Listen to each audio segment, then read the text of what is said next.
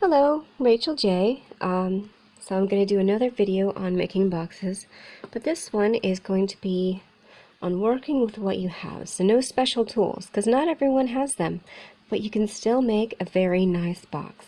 It's not going to be as fancy as one made with custom paper and all the bells and whistles on the tools, but you can still get the job done and create something that's attractive and useful. So we're just going to throw in some M&Ms, leftover Halloween candy, because yum, I get to eat it afterwards. And we're going to use just kitchen tools and household stuff. So we've got a makeup sponge for applying the distress ink, though I think we may do Sharpie this time. Just a ruler, some kitchen string, kind of used to tie up linen sacks before you throw the herbs in the pot, or tie the chicken legs together. Some tape, nail polish bottle to wrap that around, hair tie. The only thing I'm using that's specialty is these are paper snips, and I'm using them because regular size scissors are a little more awkward to cut with, so they tend to slow you down. And this video was long enough on my first attempt, so this is take 2. We're going to do it a little faster. Okay, let's get started. We'll just put all this stuff to the side. Okay, we are making a 1.5 by 1.5 by 3/4 inch box, and I've already cut the paper. This paper is 5.25 inches by 3 inches. Now, first thing we need to do is I mark on the inside, so I have my tracing lines, and I mark 3/4 and 3/4. Come over here. I could just, go in on the roll on the other side, but creature of habit. And there. Okay, and then over here along the top, 3/4 here, and then over here, so that's 1, 2, 3, mark it at 4.5. And then you're going to mark it 1.5 inches in from the first mark, so that is 2.25. Add 3/4, 1, 2, 3, mark it at 3. Okay, a bit of sloppy line there, but oh well. And then flip it over. And 3/4, 2.25, and 3, 4.5. Okay, so you've got all your marks in.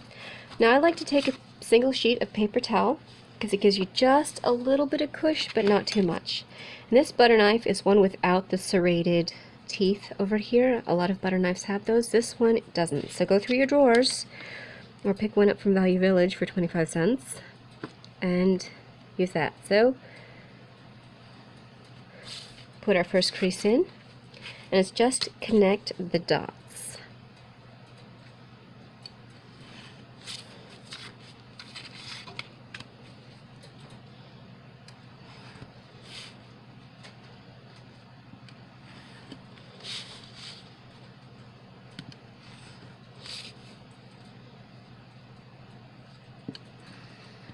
Okay, there we go. We have our lines all scored in, 5 panels by 3 panels.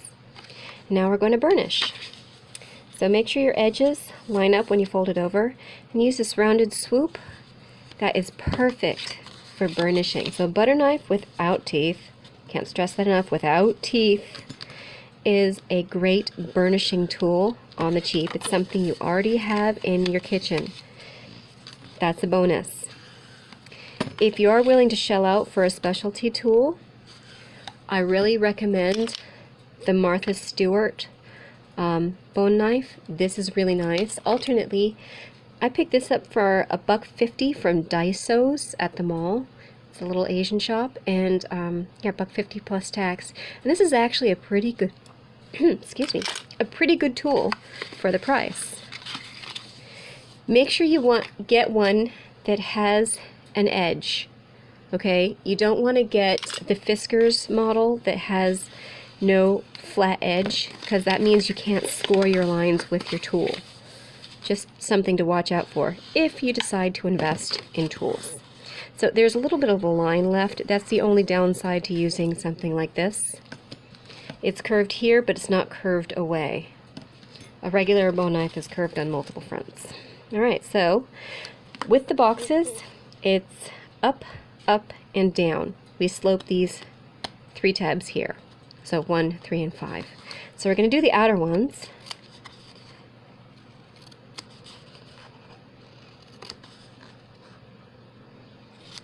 And I actually am going to distress the sides. If you're doing the Sharpie, you literally get a pad of paper and you trace the lines with the pen. And you'll need to touch up these areas after you've cut it apart. And you get a really dramatic looking box with very little effort. So it works quite nicely. This is just a piece that I scribbled on all over the place. And then I traced all the edges. And I folded the lines, trace, flip it, trace. And that gave me this lovely dramatic belly band that ties in very nicely. Okay, and yeah, no special tools. But I want to show you how to distress with stuff you have. So this is a nail polish bottle. This is a makeup sponge. Flipping sides because it's changing colors. If you have any kind of stamp pad, you do not have to have the distress inks. You can get away with just regular stamp pads and a makeup sponge. You don't have to spend $6 to buy the application tool and pads. You don't have to spend $6 a pad to buy the distress inks. You can pick up a little stamp pad from the Dollar Tree for $1 plus tax, or from the $1.50 bin at Michael's when they actually have them in there. Or if you use a stamper in your home office, you can just use that one. Black is wonderful to distress with. I use that a lot on my boxes because I really like the color black. So this one's going on quite dark. It's quite a dark purple, which is nice. This will really pop out. Super noticeable. All right.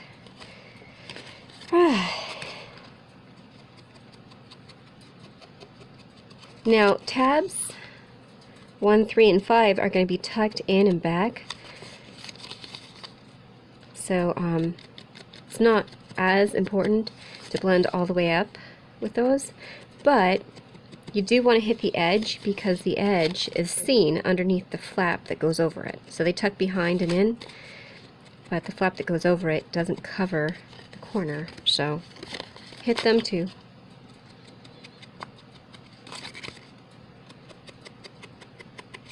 Alright, now I've done this, I need to decide which side's top. Okay, this side is a little bit bigger than this side, as you can see. So that's going to be my top automatically. Alright, somewhere in the middle, and about 1/3 of the way up, or slightly less, put a little dot. Take your scissors and snip to meet the dot. There we go. Now go over it with distress again. That is going to make it so when the box is closed, you can actually grab the bottom and grab the top and lift. So you can grab the top from the sides, but if you can't get a hold on the bottom, it's going to be a nuisance to open it. Alright, so it's up, up, and down with sloping, and we've decided this is the top, so we need to slope that way.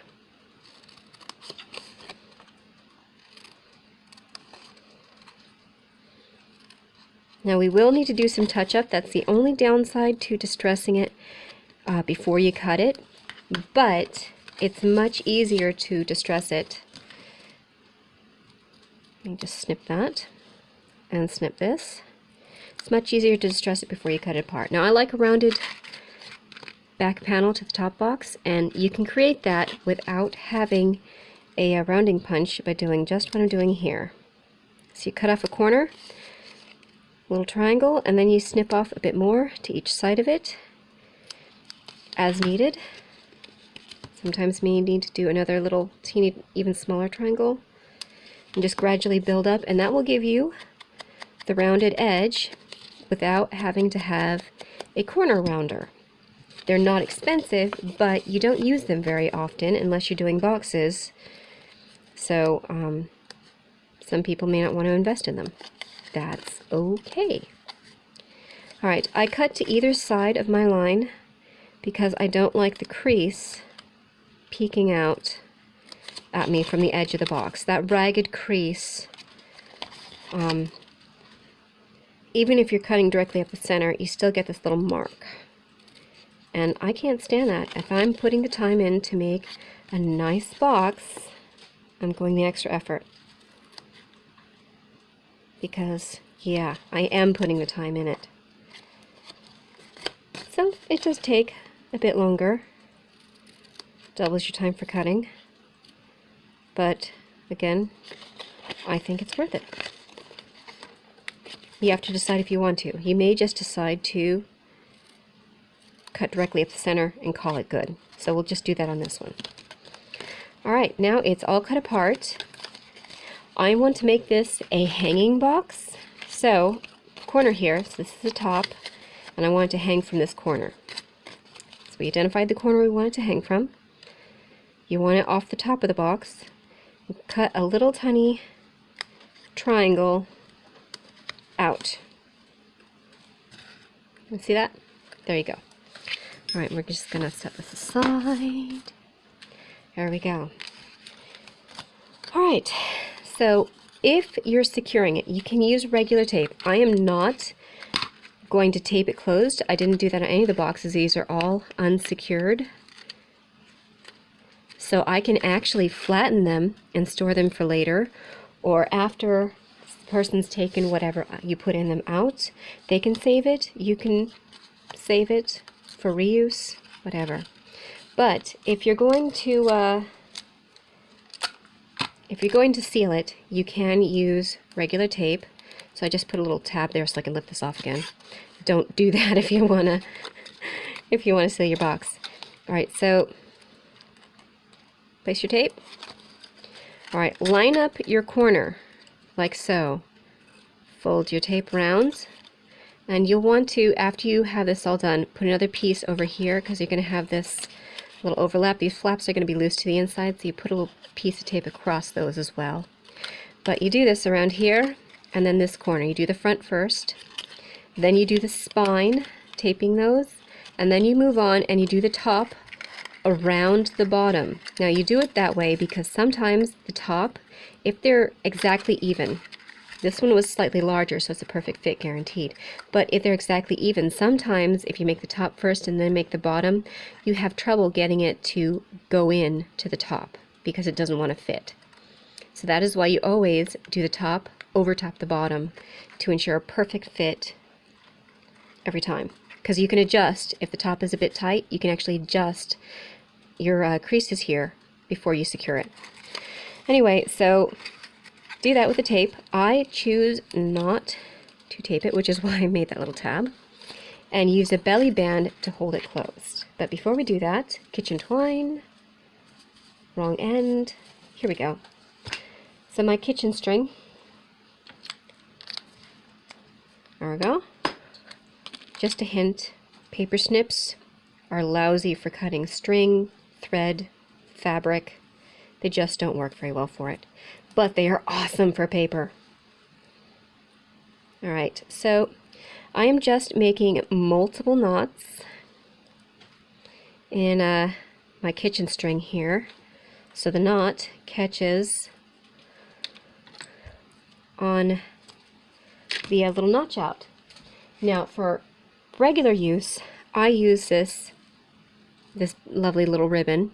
I picked these up too for $1 at Joann's, these spools, and then I take a bead I hate, I just don't really care for these, thread it on, tie it off, burn off the ends. However, if you do not have that ribbon, just use string or whatever you have, tie a knot in it, feed it into the corner, the knot holds it in.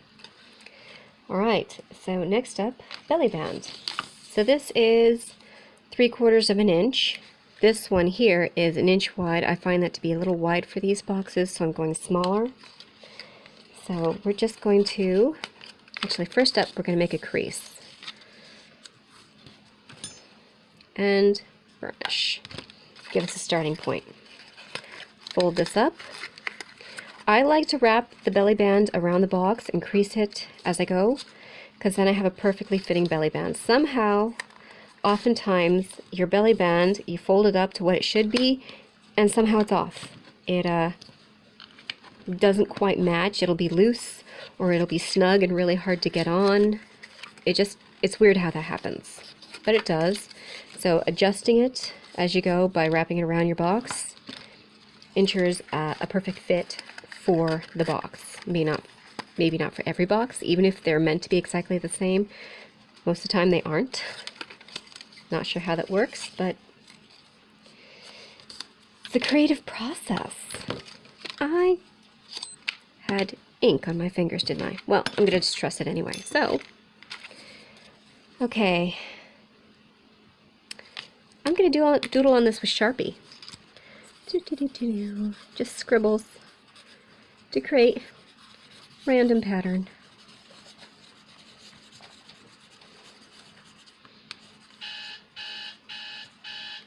Why is my alarm ringing at me?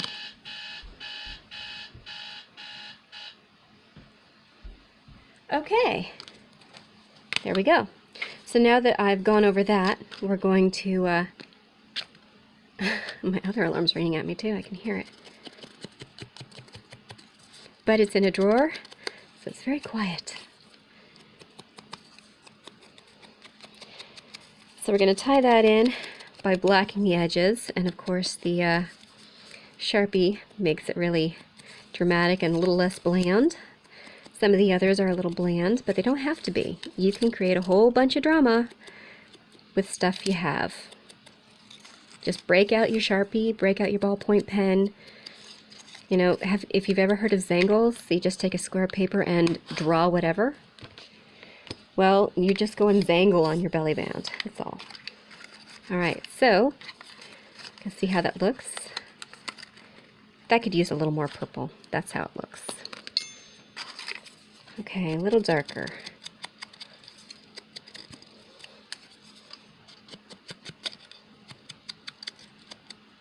There we go. That should be good enough.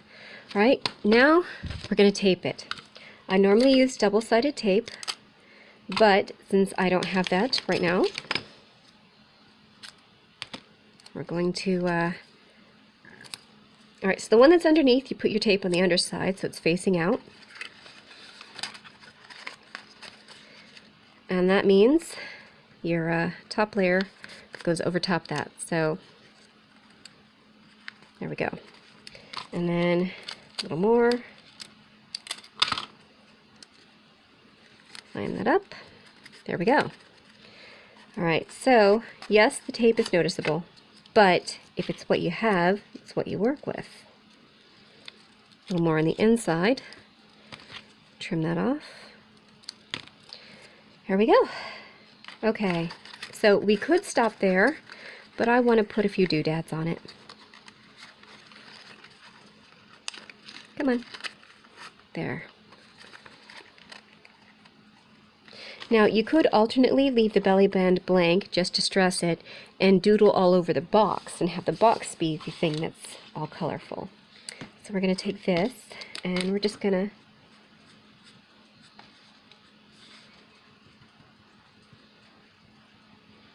I don't like the way that one looks. Let's try this one. Okay, and then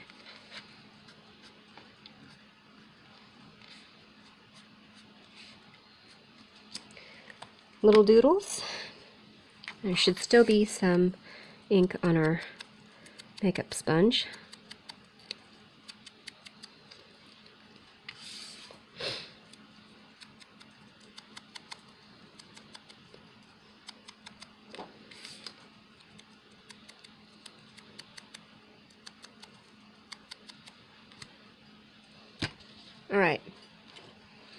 Now you can do rolled up tape,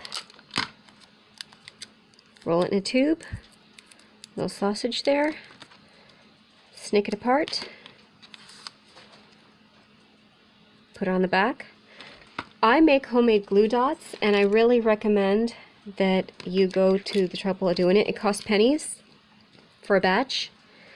You do have to shell out for the bottle of glue to make them, and it is a specific kind of glue, but it's worth it, because I paid $6 for the box of Zots, glue dots, and I paid like 10 cents for the batch I made myself. Alright, one more. Now this one, I just cut a strip, cut the corners off, and went over it with nail polish and got a really pretty tag. And I'm later going to write somebody's name on that.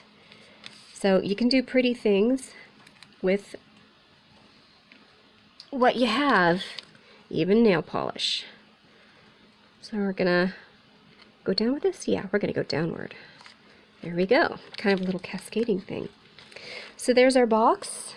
Really simple, and I didn't work with any special tools, with the exception of the scissors, and you can use just kitchen shears. But yeah, work with what you got at home to make a pleasant little box to gift in. And you know what? Final step, so I can eat them.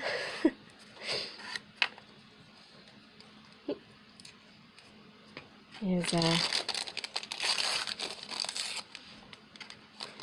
So yeah, this is what you do with your leftover Halloween candy.